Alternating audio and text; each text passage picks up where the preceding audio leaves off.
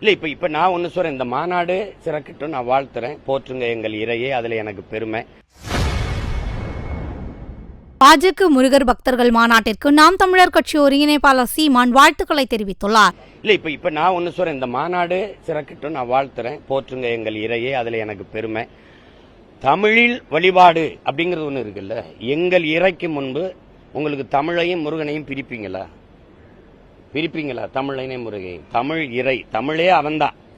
அந்த தமிழ், அந்த முருகனுக்கு திருச்செந்தூர்ல குடமுழுக்குல நன்னீராட்டுல தமிழ்ல மந்திரங்கள் ஓதணும், திருப்புகழ் பாடணும் அப்படின்னு இருக்குதா? அப்படின்னு தமிழ்ல மந்திரங்கள் ஓதணும்னு இந்த மாநாடு வலியுறுத்துமா?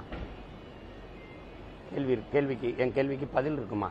இன்னைக்கு தெரியணும்ல, மாநாட்டு தீர்மானங்கள்ல தமிழ் இறை முருகனுக்கு முன்பு, தமிழ் இறை சிவனுக்கு முன்பு தமிழில் தேவாரம் திருவாசகம் பாடப்படாலும் இது திட்டமிட்டு வேணும்னே செய்யறது தான். ஏன்னா இப்போ பிஜேபி இது எப்போ நம்ம முருகனை எடுக்குதுன்னு நீங்க பார்க்கணும். இப்போ இந்து முன்னணி, இங்க இந்து மக்கள் கட்சி, விஸ்வ இந்து பரிசுத்து, RSS இதெல்லாம் தனித்தனி அமைப்பு இல்லை அப்படிங்கிறது உங்களுக்கு தெரியும். எல்லாம் ஒரே பாரதிய ஜனதாவின் கிளைக்கழகங்கள் தான். அவங்க இவ்வளவு நாள விநாயகரை தான், பிள்ளையாரை தான் போற்றிக்கிட்டு இருந்தாங்க, அதை தூக்கிட்டு வந்துகிட்டு இருந்தாங்க.